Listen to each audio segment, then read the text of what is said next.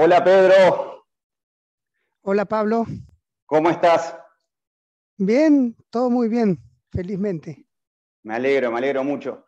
Bueno, esta va a ser una entrevista a Pedro Favarón. La verdad es un honor tenerlo acá en este fogón virtual. Pedro en este momento está en Perú. ¿En qué parte estás, Pedro? Sí, en este momento estoy en Lima. Estoy En en Lima. Lima, me he venido un tiempo. Yo normalmente vivo en la región Ucayali, que es la Amazonía peruana, en el territorio ancestral del pueblo Chipibo Conibo, pero ahora estoy en Lima. Estoy Bien. replanteando mi vida, Somos unos cuantos que estamos en eso. Sí, al sí. parecer. Lo que corresponde a estos tiempos, que un poco de cambios profundos, ¿no? Muy cierto, tal cual. Bueno, yo estoy en Montevideo en este momento también, un poco de imprevisto, pero en esa misma actitud, replanteando un poco los pasos. Bueno, te presento, Pedro, para la gente que por ahí no te conoce y los que te conocen van a estar, imagino, muy atentos a tus palabras, que siempre son muy interesantes. Pedro es escritor, es investigador académico, es poeta, es comunicador social y audiovisual, y especializado en filosofía y saberes ancestrales y medicina indígena, que esa es la parte que por ahí nos va a tener más atrapados en esta entrevista, para ahondar en un tema que yo siento que hoy por hoy, para los que estamos adentrados en estas temáticas y somos investigadores y practicantes, nos va a enriquecer con una experiencia muy interesante y muy rica que, Pedro, yo te comuniqué para justamente conversar lo que está pasando hoy día, esta gran masificación del uso de las plantas sagradas sin ningún tipo de preparación, haciendo un gran marketing, una gran venta de lo sagrado, ¿verdad? Y creo que ese fue el motivador principal para comunicarme contigo, conocer tu experiencia, tu parecer, tu mirada, desde un punto muy real, muy auténtico, como lo vivís vos, que es un contacto real, directo con una comunidad indígena, ¿verdad? Así que Pedro, te dejo el espacio para que te expreses, así que bienvenido. Bueno, muchas gracias. Yo también muy contento y honrado de conversar contigo. Bueno, como tú dices, para los que no me conocen, además de todo lo que ya Pablo anticipó de mi trayectoria, creo que sería importante decir que además, o sea, por matrimonio, soy parte de una familia indígena del pueblo Chipibo Conibo que ha practicado la medicina desde antiguo. Mi esposa es una artista que se llama Chunun Bensho, su trabajo lo pueden encontrar en internet porque tiene ya, a pesar de que es joven, tiene ya un recorrido importante. Y su abuelo se llamaba Janimbima y de verdad que él sí era de los últimos onayas sabios, ¿no? Que aprendieron de la manera antigua, ¿no? Y esto es muy cierto, esto es muy real. O sea, pueden decir, mucha gente puede decir, mi abuelito sabía, ¿no? Pero el abuelo de mi mujer realmente era un meraya, ¿no? Era de los fuertes, digamos, de los sabios, ¿no? De los de gran conocimiento que aprendieron de la manera ancestral.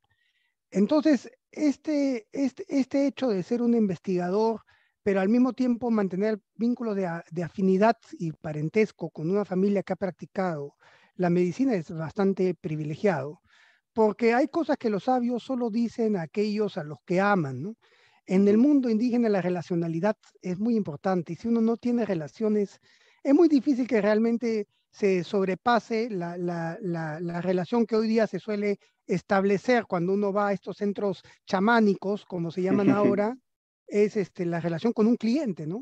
De Cierto. proveedor a cliente, ¿no? Es muy difícil, por más que uno tenga la ilusión de qué ha pasado y de que ya tiene vínculos de afecto con el médico, es muy difícil que eso se flanquee, porque por la misma lógica ancestral de los pueblos indígenas, o sea, basta leer a antropólogos como Levi Strauss para darse cuenta la importancia que tiene el parentesco para los pueblos indígenas y específicamente para la transmisión del conocimiento y sobre todo para la transmisión de los conocimientos sagrados. O sea, ¿por qué Totalmente, un sabio indígena iría a revelar así nomás sus conocimientos a alguien que no es su pariente? O sea, no tiene total. sentido. O sea, desde el punto de vista antropológico, tal argumentación no tiene sentido. Parece más una fantasía New Age, ¿no? Que una Eso, realidad. Ahora, es eso. yo no me pinto porque tú sabes que ahora hay muchas personas que vienen del extranjero y dicen ser chamanes. Primero que chamán es un término que nosotros no utilizamos Ujú. porque, por ejemplo, cuando a nuestro abuelo le decían chamán, él pensaba que le estaban diciendo chama, ¿ya? Y chama es un insulto en Chipivo, es llamar a pelear, ¿no? Es para agarrarse las piñas, como dicen, ¿no? Entonces, él, no, él le decían chamán y él se ofuscaba porque pensaba que lo estaban insultando, ¿no? Bueno, había que calmar al abuelo después. No, no, abuelo, no te están diciendo así, ¿no? Había que calmar al abuelo. Y él ya entendía, porque era un sabio, ¿no? Entendía que era un problema de traducción, ¿no? Pero no le Claro, gustaba esa palabra, no le gustaba esa claro, palabra.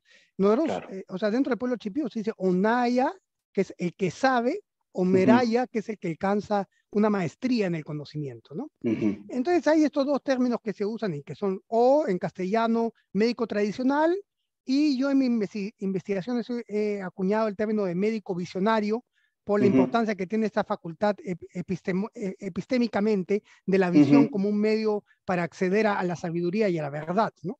Exacto, a Entonces, la diagnosis. así es, para hacer el diagnóstico. Ujú, Entonces, esto es importante aclarar y es importante aclarar también, entonces, que yo no me presento como un chamán, ¿no? Yo no digo ujú. yo soy chamán, porque en medio de este mundo donde de pronto hay cantidad de gente que quiere ser chamán, ¿no? Sí, sí, Hace sí. unos años, hasta hace unos años, el chamán era considerado por la psicología y por la antropología un psicótico, y de Ujú, pronto ahora la gente quiere ser chamán. Tal vez la gente está un sí. poco psicoseada también, ¿no?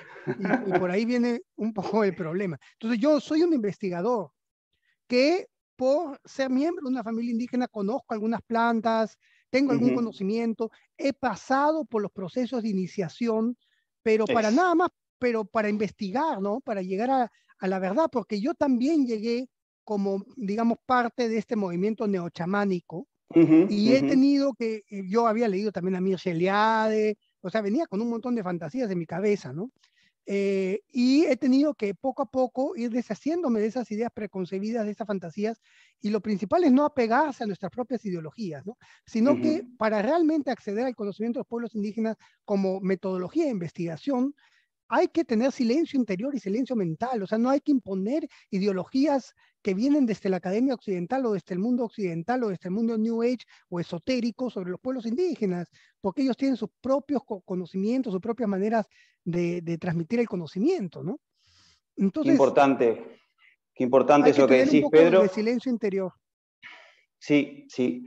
Es lo que yo he notado en este tiempo y creo que estas palabras ya están haciendo entrar unos cuantos en una gran disonancia cognitiva, ¿verdad? Eh, Seguramente, porque porque es muy fuerte lo del movimiento neochamánico en nuestros días y bueno, es un fenómeno que hay que tratar de explicarlo, porque hay una, eh, lo primero que es una sintomatología de un malestar de la cultura, ¿no? Digamos, que las sociedades occidentales o occidentalizadas, debido al materialismo y también a las malas prácticas de algunas instituciones religiosas, y también a la mala prensa que esas instituciones religiosas han recibido, porque también hay una campaña sistemática desde la academia y desde los medios de comunicación de desprestigio de la cristiandad, cuando la cristiandad tiene áreas grises, tiene ujú, aciertos y desaciertos. O sea, digamos, pensar que el cristianismo es un bloque monolítico absolutamente comprometido con la colonización es un simplismo, es exacto, filosóficamente muy pueril, porque exacto. dentro o sea, empecemos porque la prédica de Jesús es una prédica antiimperialista. Jesús Ujú, predicó al pueblo judío que estaba sometido al imperio romano para no caer en las ilusiones del imperio romano y del mundo grecolatino que era ujú, hegemónico en la zona semítica, ¿no? Al punto ujú. que Pablo, por ejemplo, San Pablo, escribía en griego y era un ciudadano romano. O sea, hasta ese punto se estaba integrando el pueblo judío y Jesús, la prédica de Jesús tenía que ver, por un lado, con digamos, la crítica a las élites religiosas judías, o sea, era una crítica contra las élites, y al mismo tiempo era una crítica contra el imperialismo. O sea, por lo menos esos son aspectos indesligables del mensaje de Jesús. Entonces decir Claro. que el cristianismo está 100% comprometido con el imperialismo no tiene sentido. Ahora, sí es cierto que las instituciones cristianas muchas veces han participado de la destrucción de los pueblos indígenas, pero eso no significa que toda la iglesia en conjunto ha participado de ella. Entonces, Claro. digamos, toda esta crisis espiritual occidental lleva a que la gente busque respuestas en otras culturas. Entonces, hay un signo saludable, porque a pesar del materialismo imperante, del consumismo, del positivismo, del cientificismo, eh, lo que denota esto es que a pesar de la desafiliación a las instituciones religiosas occidentales, hay gente que todavía siente un llamado espiritual profundo, lo cual para mí es un signo de salud. Ahora, lo que pasa es que ese signo de salud puede ser luego mal llevado a la hora de aproximarse a los pueblos indígenas. Porque en Totalmente. primer lugar, hay que entender, en los años 70, que es cuando empieza este movimiento, a finales de los 60 y 70, cuando empieza este movimiento de acercamiento a los pueblos indígenas en busca de sustancias que ahora llaman enteógenas o psicoactivas, era justo antes de la prédica cristiana, principalmente del Instituto Lingüístico de Verano, que era una institución cristiana con misioneros formados con formación lingüística, algunos lingüistas y otros con formación lingüística, formaron a los primeros profesores indígenas bilingües. Y ellos llegaron con todo un despliegue de aparatos de poder, porque venían con avionetas. A poco de mi casa todavía están los antiguos aeropuertos del Instituto Lingüístico de Verano y de otras instituciones misioneras. Tiraban herramientas con paracaídas en medio de la selva para empezar a enganchar a los pueblos indígenas con la necesidad de los objetos de metal de los que ellos carecían, ¿no? Entonces, ellos hacen este despliegue de poder y cuando forman a los primeros profesores, los convencen que sus padres tienen que dejar el ayahuasca porque el ayahuasca es considerado una sustancia satánica, digamos, la práctica de la medicina tradicional es un conjunto, es considerada una práctica ritualística y diabólica. Entonces, esto afectó profundamente la transmisión de los conocimientos. Por eso es muy difícil ya encontrar abuelos que realmente hayan sido formados de la manera ancestral, porque muchos de los, digamos, curanderos o chamanes o ayahuasqueros de renombre son gente que no quiso, de jóvenes no quisieron aprender, porque había esta carga negativa implantada por los misioneros y que empiezan a aprender cuando llegan de pronto otras personas occidentales, pero esta vez pelucones, barbones, y le dicen con dólares, yo te pago para que tú me des el ayahuasca. Entonces, imagínense el conflicto cultural que este choque de las dos tendencias, la primera diciéndole no tomes el ayahuasca porque es del diablo, Claro. y después el otro, no, dame ayahuasca y te pago, eso ha causado un problema cultural profundo y lo que vemos hoy día es resultado de este choque que se da entre los 60s y 70s. Ahora, hay gente que piensa, alguna gente, ¿no? Que piensa que mi discurso de defensa de los modos tradicionales de usarle la medicina es purista, y yo no soy una persona purista, porque yo no creo que exista tal cosa como lo indígena puro. Es más, para mí el intento de ir a una espiritualidad que no reconozca los 500 años de presencia occidental en América es otra quimera, ¿no? Es Sí, sí, sí. imposible volver a algo indígenamente puro, o sea, tal cosa no existe, no es verdad. Es más, el abuelo de mi mujer que recibió estos conocimientos también aceptaba la palabra de Cristo al mismo tiempo y para él no había ningún problema porque él era sincrético y de un pensamiento integrativo como suelen ser las personas criadas en comunidades, no las Totalmente. personas que ya luego han pasado por un proceso universitario occidental, eso ya es otro cantar. Ahí surge el indigenismo, ¿no? El indigenismo surge en la academia, no surge en las comunidades indígenas, que no, las comunidades indígenas no tienen un rechazo a lo moderno, ni un rechazo a la tecnología, ni necesariamente un rechazo a Cristo. O sea, dentro, es más, la presencia cristiana para bien y para mal, porque hay las dos caras, es bastante fuerte en las comunidades indígenas. Ahora, entonces, no hay ese intento de ser puramente indígena, más bien hay un intento de participar de la modernidad sin perder la raíz indígena. Entonces, yo estoy consciente de que todo cambia y yo soy más bien partidario que la medicina ancestral es lo suficientemente sabia y flexible para curar males que son propios de la modernidad. Es decir, yo sé que la voz de los sabios indígenas es absoluta, o sea, tiene una palabra muy necesaria de ser escuchada en esta época de modernidad cibernética y transhumanista. Yo creo Sí, que hay sí. que recurrir a los sabios indígenas y que su sabiduría es flexible y que su sabiduría se actualiza. El problema está cuando la medicina tradicional cambia en un contexto que podríamos llamar de colonización o en un contexto de subordinación económica, es decir, cuando hay plata de por medio, y ahí sí se arma un zafarrancho, ¿no? Exacto, ahí quiero llegar. Ahí es un punto que me interesa mucho abarcar. Entrando en este punto, en estos puntos que para mí son como los que le dan el norte a esta entrevista, que es primero el hecho de educar a mucha gente que está mirando en esta bioregión, en esta psicorregión, que sería la Cuenca del Plata principalmente, ¿verdad?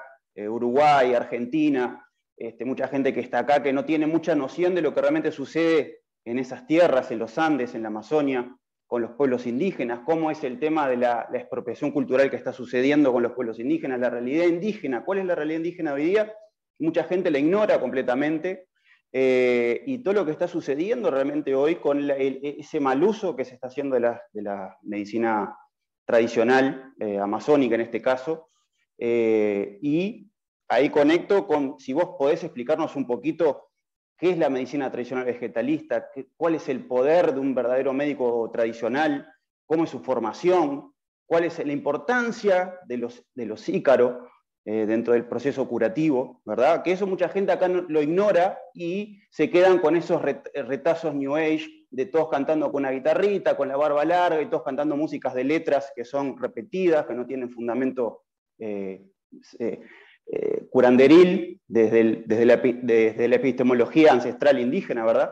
Sí, Y bueno, ahí si podés expresarte un poco sobre eso me interesa mucho.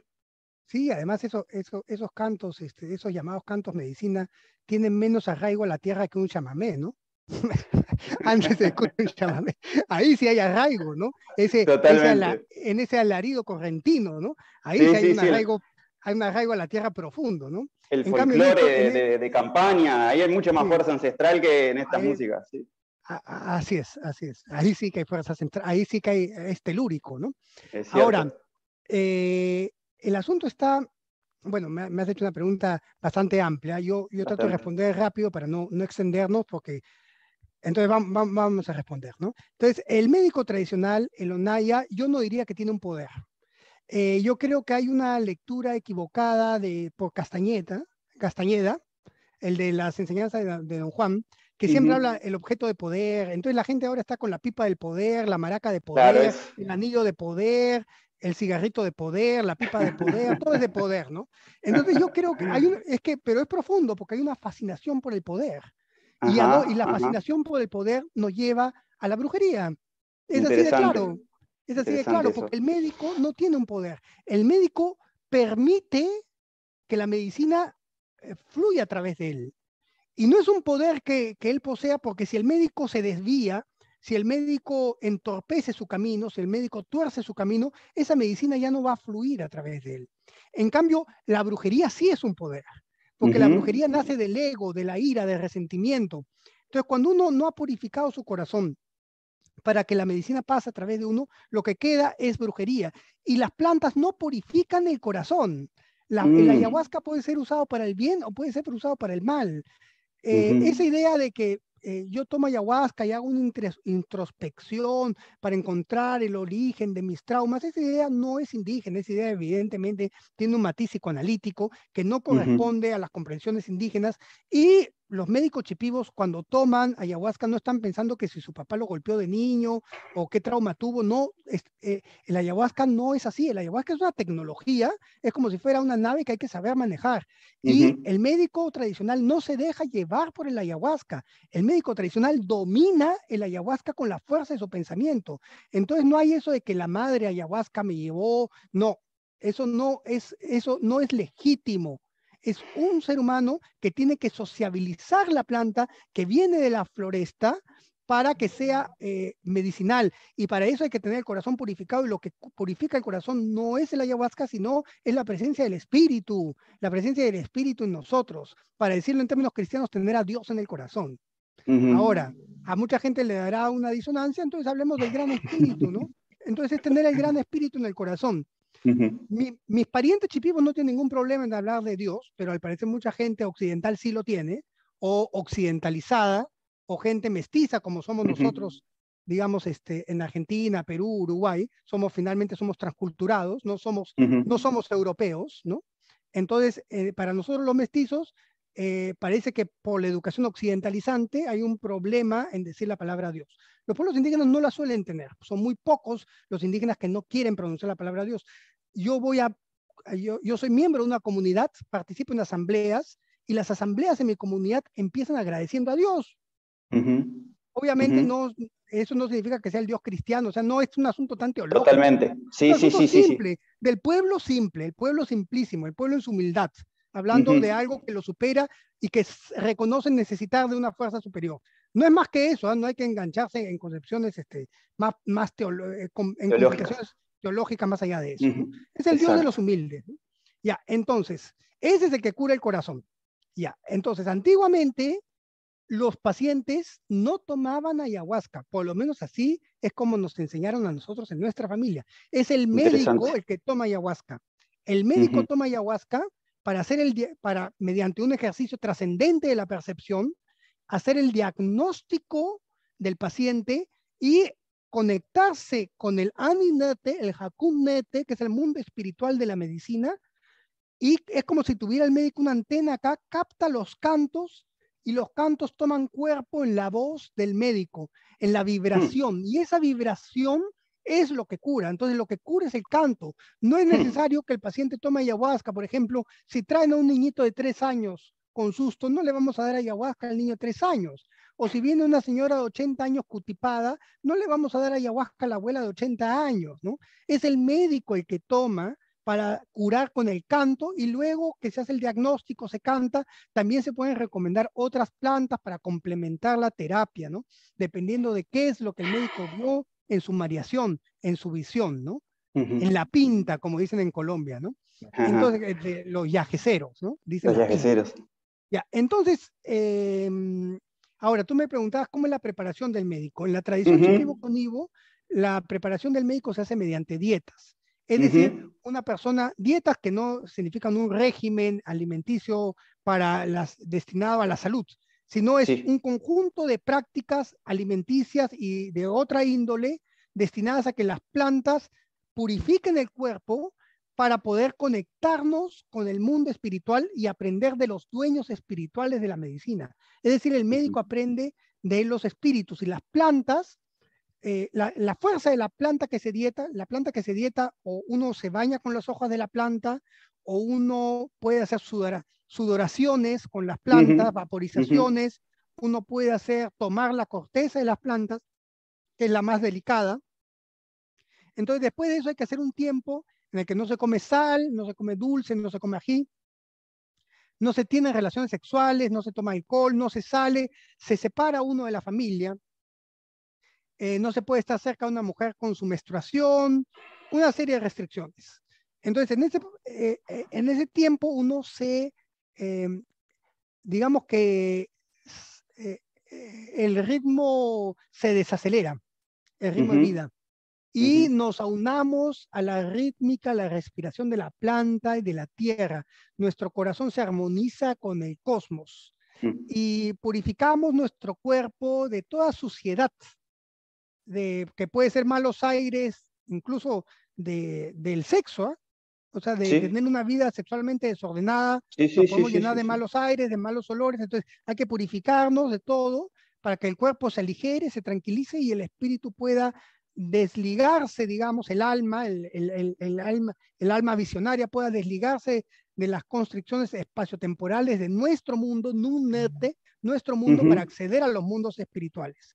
Entonces, la fuerza de la planta, ¿de dónde viene? La fuerza de la planta es un resumen de las fuerzas cósmicas, ¿no? Porque por un lado, la planta tiene su sabiduría de la tierra, de la lluvia, mediante la fotosíntesis del sol, de todos los elementos del aire, de los pensamientos en la atmósfera, todo eso capta la planta, pero la planta también nos conecta con ese aliento suprasensible que da vida y movimiento a lo sensible, es decir, con el ánimo vital, con el soplo espiritual. La planta nos lleva siempre a otra cosa, como dice el profesor Juan Duchesne, un profesor de la Universidad de Pittsburgh, muy interesado en estos temas, con mucho respeto a estos temas. Él dice eso, la planta siempre nos lleva a otra cosa. Las plantas nos llevan a los dueños de la medicina, nos llevan al mundo espiritual, y de ahí viene el conocimiento para que el médico llegue a ser médico. De ahí viene su fuerza, su sabiduría, y los cantos los aprende de ahí. Ahora, el canto medicinal chipivo no se aprende de memoria. El canto medicinal chipivo no es una repetición. El canto medicinal chipivo es cuando el médico ve sobre lo que ve en su paciente, canta. Entonces, canta directamente a un paciente. Entonces, esa idea que uno puede curar a varios pacientes a la vez no es tan acertada, ¿no? Y la idea del chamán como un guía, un psicopompo que guía por las aguas astrales a su nave, ¿no? Como si fuera el arca de Noé, ¿no? Con sus pasajeros cósmicamente. Eso por lo menos no es así como practicaba nuestro abuelo, ¿no? Ahora, Pedro, ¿y sí, cuánto tiempo de preparación precisa un verdadero médico tradicional vegetalista? mínimo un año, pero es más, la verdad es que es más. Y es toda la vida, porque una persona que ha dietado plantas fuertes, una persona que ha dietado árboles, los árboles fuertes de la selva, esa Palo, ¿cómo se persona, llama? los palos, sí, esa persona posiblemente ya nunca más vuelva a tener sexo, ¿no? O su vida sexual sea muy difícil. Lo mismo Claro. pasa cuando se dieta el toé, el floripondio, ¿no? Son plantas muy delicadas, Sí, sí. entonces yo creo que antiguamente, y mi esposa concuerda con esto, solo ya de mayores, cuando ya habían tenido su familia, sus hijos, cuando había disminuido las ansiedades sexuales, Claro. ahí recién se Baja la aprendía libido y sí, aumenta otra energía más sutil. sí, porque si no es muy complicado, ¿ah? Porque Sí, la vida sexual prácticamente desaparece, o sea, todavía se puede tener sexo en determinados momentos con la esposa, pero se vuelve muy delicado porque le choca las plantas, al olor de las plantas, incluso cuando es tu misma esposa y comparte tu misma conexión, ¿ah? claro. Entonces, eh, bien difícil creerle a la gente de ahora, ¿no? Pedro, muy interesante esto, la verdad que es fascinante cómo vamos orientando a muchos que están escuchando en este momento que no tienen la más pálida idea cómo es que funciona el verdadero Entonces, mundo. la vida de la dieta, o sea, la dieta del médico ya es la vida del médico, es la dieta en determinado momento. Cuando se llega a determinado nivel de conocimiento, ya toda la vida es la dieta. Entonces, por ejemplo, imaginemos un médico tradicional que va a Montevideo a visitarte, ¿ya? Y tú lo llevas al mercado central, ahí donde preparan los asados, ¿no? Sí, En sí. Montevideo, tan lindo sitio. Pero el médico no puede ir ahí, porque el médico va a oler el chorizo y nada más el olor del chorizo, ese olor del chorizo, lo puede llegar a matar. El ¡Wow! olor del chorizo, porque entra en él el Impresionante. olor del cuchi, del chancho, y lo infla y le dan náuseas y desajusta toda la dieta. Entonces, ¡Wow! las dietas de los antiguos, de esa gente que llegaba a ser Meraya, realmente era gente que no salía de la floresta, no salía del bosque amazónico, Claro, vivían claro. cerca de sus plantas. Entonces, eh, es muy complicado llevar al médico a la ciudad. O sea, si llegaras a llevar a un médico a la ciudad, hay que tener mucho cuidado de cómo lo mueves en la ciudad al médico, porque los olores pueden ser muy terribles para su salud. Ahora, ¡Wow! imagínate una ceremonia en la que él hace 20 personas van a tomar ayahuasca y van mujeres. Pueden haber mujeres menstruantes. Si Sí, el médico trata a una mujer menstruante, el médico de verdad, eso le va a chocar a él. wow.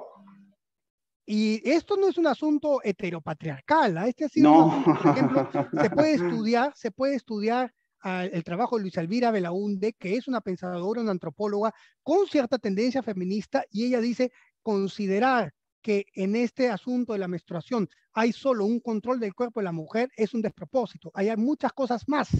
La lectura es mucho más compleja. Y yo he encontrado el manejo en la sangre incluso en los pueblos indígenas de Norteamérica. Una vez yo le pedí a una señora que me enseñara unos cantos del peyote porque iba a hacer una ceremonia en honor a un íntimo amigo mío y quería darle ese canto para o sea, porque era la ceremonia de su cumpleaños, ¿no? Ajá. Entonces, en el Native American Church, uno hace ceremonias con un motivo. Entonces, todos los que cantan, cantan a favor del que ha organizado la ceremonia. Entonces, era la ceremonia a favor de este amigo, quise aprender para eso nomás. Ella me enseñó, pero ella estaba con la menstruación y yo no le pude entregar el tabaco con la mano izquierda porque ella estaba con la menstruación, lo tuve que dejar en la mesa, en su pequeño altar, Wow. porque ella no podía recibir el tabaco. Entonces, ese es un asunto omnipresente. Entonces, ahora imaginemos, por ejemplo, cuando un médico va y trata a personas en una ceremonia en Buenos Aires, ¿ya? Ahora que hacen ceremonias en Barrio Sí. Norte, en Palermo, digamos, ¿no? Y hay 20 personas. ¿Cuántos ahí fuman marihuana con relativa frecuencia? Varios, ¿no? Entonces, esa marihuana compresa paraguaya que llega ahí a Sí, Buenos Aires, ¿no? la peor, sí. Sí, esa cosa. Entonces,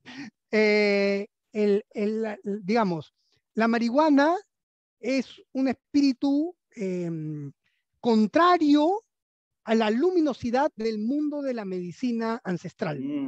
Interesante. No van. Entonces, el mismo espíritu, el dueño de la marihuana, va a atacar al médico. Entonces, imagínate que tengas nada más 4 buenos fumadores de marihuana ahí. Son 4 que te Cuatro van a contra ir a uno. atacar a ti. Y si tú trataras de limpiarlo, eso te va a enfermar Wow, definitivamente. O sea, qué cuando el fuerte. médico trata a un paciente, hasta cierto punto el médico se enferma. Entonces no se puede, es iluso pensar que un médico está tratando a 20 personas a la vez. No es verdad. Así, Qué no se interesante. trabaja, no se trabaja. Se trabaja el médico con su paciente. Y para yo llegar a estas conclusiones, mi investigación tiene años. Yo no sé si alguien ha pasado. Nada más yo llevo 10 años viviendo permanentemente en una comunidad indígena, Claro. Santa Clara y Yarinacocha, y entre Santa Clara y San José de Yarinacocha. Es decir, mi trabajo de campo como miembro comunero lleva Claro. 10 años. Entonces, yo he ido a cientos de ceremonias, no porque he estado tomando cientos de veces, sino acompañando cientos de ceremonias en las que han estado solamente personas indígenas. Claro. Y es Claro. ahí donde yo he podido llegar a estas conclusiones. Y es a las 2 de la mañana, a las 3 de la mañana, cuando baja la mareación, que mis tíos, los tíos de mi esposa, que son mis tíos, me han empezado a conversar y a contar sus secretos. Entonces, y entendiendo el chipivo, entendiendo qué se dice, ¿no? Entonces, no por lo menos podrán, tal vez mis conclusiones no les gustan, tal vez mis conclusiones les parece que son de otra época, que ahora el movimiento neochamánico ha encontrado nuevas fórmulas. Yo no los voy a disuadir, si eso es lo que quieren creer, créanlo, pero lo que no van a poder decir es que mi trabajo no tiene seriedad etnográfica, ¿no? Exacto. Totalmente. Totalmente. Pedro, algo que ahí que te quiero como para complementar esta idea de lo que estamos conversando, lo que estás contando tan claro. ¿Qué mal le puede traer a las personas que hoy día se autoproclaman chamanes, autoproclaman hombres medicina, mujeres medicina, que guían estas ceremonias multitudinarias con 40 personas, 50 personas, sin que esas personas se dieten previamente, las invitan a las ceremonias como si fueran un cumpleaños? ¿Qué mal puede llevar quien guía esa ceremonia a los que están mismo participando ahí, pensando que se van a curar, porque van con esa idea ingenua que toman ayahuasca y ya se curan, ¿verdad? Es que, por un lado, es menos riesgoso que ser un médico de verdad, y por otro lado, es Ajá, más riesgoso que ser un médico de verdad. ajá, Es menos interesante. riesgoso en el sentido que como ellos no están curando, no les pasa nada. Ajá, ajá. El asunto es cuando tú realmente entras a combatir con la enfermedad. Porque hay esta idea neochamánica que la ayahuasca se toma para conectarse con el gran amor, ¿no? Con que Sí, todo es sí, amor, no, no es totalmente. Es así. la narrativa New Age, sí. Sí, el gran amor es Dios. Y ese lo sientes o no lo sientes y no necesitas tomar ayahuasca para sentir el gran amor del gran espíritu. Eso está acá, Totalmente. eso está en el corazón. Ahora, entonces, la ayahuasca tradicionalmente se toma para entrar en guerra. Este es un combate por la vida del paciente. O sea, tenemos Interesante. que entender que las personas que iban a tomar, a mi abuelo lo buscaban personas que no tenían cómo llegar a la clínica. No había médico, no había posta médica. El abuelo era la única esperanza de esta gente para salvarles la vida cuando se estaban muriendo. Entonces, esto era otro mundo, ¿no? Esto era otro mundo, no era que me voy a tomar ayahuasca para encontrar la inspiración para mi próximo corto, ¿no? No, no era así. Era gente que realmente estaba yendo, ponía su vida en las manos del abuelo. Ahora, eso es fundamental, ¿no? Ahora, el médico cuando cura se expone a sí mismo, porque primero se expone a la brujería que puede estar sufriendo el paciente. Total. Y la brujería, claro, puede sonar un disparate, pero en el mundo indígena la brujería te puede matar. Yo creo igual que la brujería es algo mucho más común de lo que Occidente está dispuesto a pensar, Sí, es sí, sí, mucho más estoy común en de el mundo acuerdo. moderno, incluso podríamos hablar de una brujería moderna, pero eso ya Ujú. sería otro tema, ¿no? Eso ya Sería sería otro otro tema. tema. Muy Nada más interesante también. decir así en breve, la publicidad que procura cambiar el comportamiento de una persona a la distancia e influenciar en su pensamiento, eso ya es una definición estricta y dura de lo que es brujería, ¿no? E influenciar en el comportamiento de una persona a distancia. Sí, Claro, los sí, sí. mecanismos son diferentes, la mediatización es diferente, pero el fin es el mismo, ¿no? Ujú, Que ciertos embrujos, ¿no? ujú, Entonces, yo creo que es mucho más común de lo que está dispuesto a pensar. Pero para el médico indígena, él realmente se está jugando la vida. Y además, la enfermedad del paciente va a saltar inevitablemente hacia él. Entonces, el médico responde, y eso era para agregar la diferencia con el brujo, ¿no? Que responde a un llamado, a una vocación de servicio, de generosidad, de sacrificio de sí mismo a favor del otro. El médico dieta y el médico aprende y el médico cura y en un acto de sacrificio de su propio cuerpo, de uf, su propia vida a favor de los demás. En ese sentido, es muy semejante al acto de Jesús, que ujú, supuestamente muere a favor de los demás. Entonces, esta idea del sacrificarse a los demás, los estudiosos de las religiones a nivel de la humanidad coinciden que es el máximo nivel ético de la tendencia religiosa. Ya no ujú. sacrificar al otro, a la víctima, al chivo expiatorio, sino sacrificarse a sí mismo en favor del pueblo. Entonces el Claro. médico aprendía a favor de su familia. Entonces cuando tú aprendes, ya no para curar con generosidad, sino para ganar dinero, ya Mm, desde el origen, desde la motivación misma del aprendizaje, ya hay una desviación que es irresoluble. O sea, ya no vas a poder entrar al mundo medicinal porque tu motivación inicial fue darle de tomar ayahuasca a los turistas y lo único que aprendiste es a cantar y caros para generarles ilusiones en su cabeza, para despertar visiones y que se vayan contentos, pero tú no wow. sabes curar. Porque en tu origen hay un compromiso ético en el conocimiento. La sabiduría se dona a quien tiene un buen corazón y un buen pensamiento. No se dona a cualquiera. No es como, por ejemplo, que yo puedo ser un gran físico cuántico y a la vez un pervertido. No, no es Ujú, posible, no es ujú, posible. No se puede ser un gran médico y a la vez un borracho. No se puede ser un ujú. alcohólico, no se puede pegarle a la mujer, no se puede ser un mujeriego. No es verdad. Entonces, hay un comportamiento ético que acompaña al médico. Entonces, esa idea de que los pueblos indígenas no hacen la diferencia entre el bien y el mal es totalmente equivocada. Para los pueblos indígenas es clarísimo lo que es Hakun, que es lo bueno, lo legítimo, y Hakumma, lo que es lo no bueno. Claro, no hay Ujú. el mal como una categoría abstracta, pero sí hay la ausencia de bondad, que es el Hakumma, ¿no? Lo que no es legítimo. Entonces sería legítimo e ilegítimo. Entonces, hay modos legítimos de acceder al conocimiento y modos ilegítimos que te van a llevar a la brujería. Claro, claro. Pedro, qué interesante, muy interesante la verdad esto.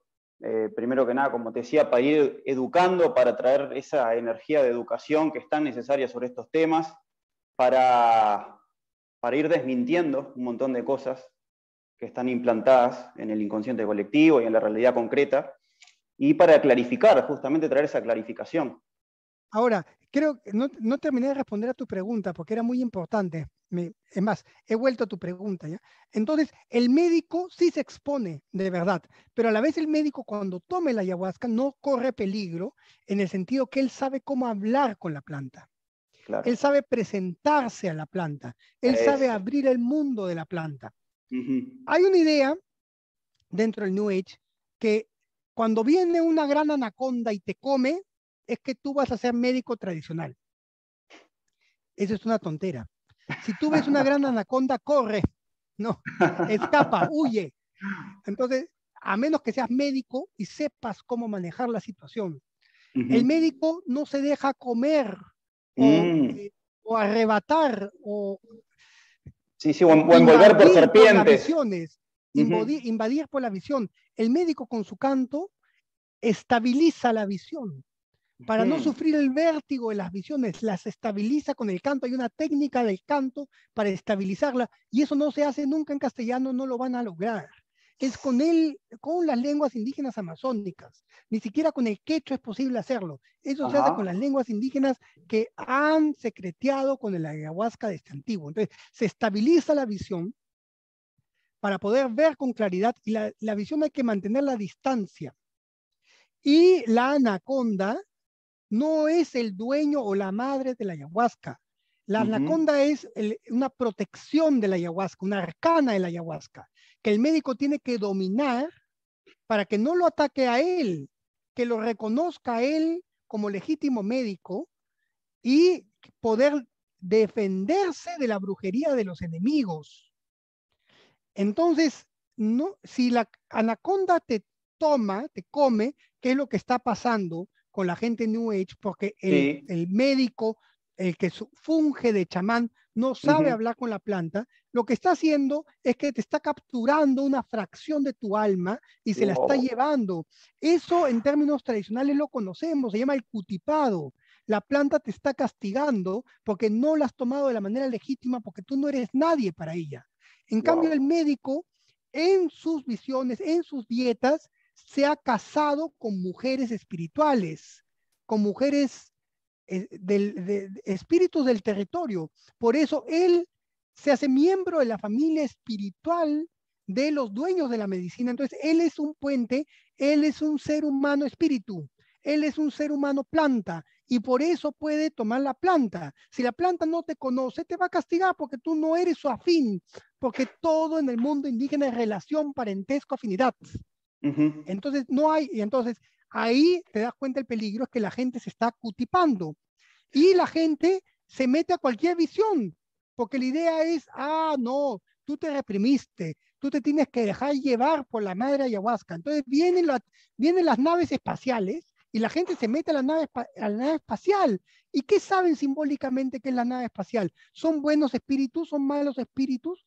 ¿Son pistacos, es decir, sacagrasas? ¿O qué Wow. son esas naves espaciales a nivel simbólico? Ajá. Y la gente consume drogas, consume marihuana, el sapo, el cambo, San Sí, Pedro, peyote, sí, ácidos, ayahuasca, así, todo. en 5 días de fiesta Sí, pachamamista, ¿no? Entonces exacto.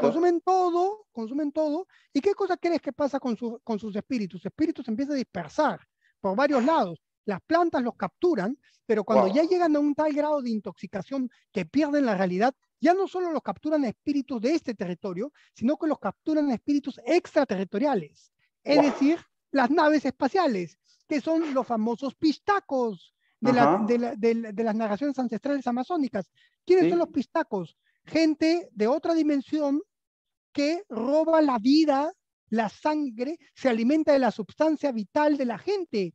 Wow. Entonces, ahora, de pronto va a parecer que el doctor Favarón, ¿no? Empezó a hablar de espíritus extraterrestres. No, yo no estoy diciendo que estos espíritus sean reales o no sean reales, eso no me compete. Yo ya lo sé y no lo voy a compartir con ustedes. Yo ya tengo mi evidencia de si esto es Ujú. real o no. Ujú. Lo que yo puedo decir es que estoy hablando a un nivel simbólico, pero que tiene amplias consecuencias en nuestra En salud lo psíquico. psíquica, espiritual y física también. Entonces, Tremendo. lo que estamos pasando, pero basta ir a Yarinacocha, ves gente, extranjeros, que se forman, se crean sus propias túnicas parecidas a las de la Guerra de las Galaxias, y los ves flaquitos, los ves pálidos, los ves Sí, sí, ojerosos, no ves ninguna salud en ellos. Ellos se sí, creen que tienen las más grandes revelaciones y están sí, súper bien, pero sí, no, hermano, sí. no están bien. Entonces, esa gente se está enfermando por las plantas. Entonces, Wow. el riesgo es total. Ahora, si tú a una persona que consume drogas llega a la selva y le das un baño con una planta muy fuerte sin antes haberlo purificado, esa persona puede entrar en una crisis psicótica Wow. o en una crisis esquizoide. Eso hay muchos casos. Y las cosas acaban con violencia en los centros terapéuticos, violaciones e incluso asesinatos. Acá han habido asesinatos de uno fue muy cerca a mi casa, de una maestra indígena Chipibo, ¿no? Un canadiense la mató.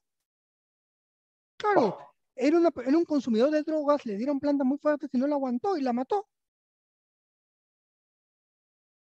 Entonces la situación impresionante. es gravísima. Esto no es Sí, simplemente apropiación cultural. Esto es un desastre lo que está pasando. sí, sí. Bueno, eso era lo que quería como eje principal tener para conversar en esta entrevista, en este fogón virtual. Eh, y bueno, realmente yo siento que con toda esa información que nos has dado, da para procesarla. Y realmente, como se dice acá en estas regiones, que le quepa el poncho a quien le quepa y se lo ponga, ¿no? Porque esto realmente hay unos cuantos que saben que están haciendo las cosas muy mal, muy incorrectamente, en un delirio místico, en un delirio de exaltación del ego, creyéndose hombres medicina, mujeres medicinas de un día para el otro, deshonrando totalmente la tradición indígena, tomando un poco de acá, un poco de allá, un poco de los Lakota, un poco de lo andino, un poco de lo amazónica y haciendo un gran rejunte que no tienen ni idea de qué cosmovisiones están representando, ¿verdad?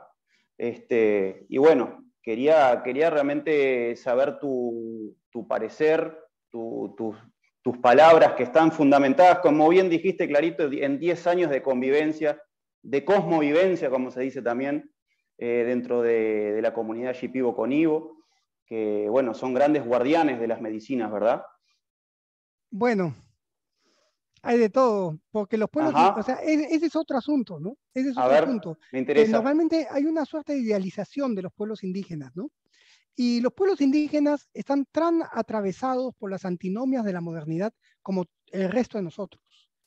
Es decir, estamos todos perdidos, Uh -huh. incluyendo a los pueblos indígenas, porque no es fácil tener expectativas de progreso material en un mundo racista, cuando has sido discriminado, cuando tienes un pobre acceso a la educación en términos occidentales institucionales. Entonces, dentro del pueblo chipivo hay tres personajes que pueden adquirir cierto dinero sobre el resto de la población. Los profesores, los dirigentes políticos y los neochamanes. No hay más, no hay más, nadie más sale adelante. Entonces, los dirigentes políticos, yo no digo que todos, pero varios se aprovechan del pueblo para lucrar. Los profesores, hay profesores buenos y hay profesores muy malos que no cumplen con sus obligaciones y lucran del dinero del Estado.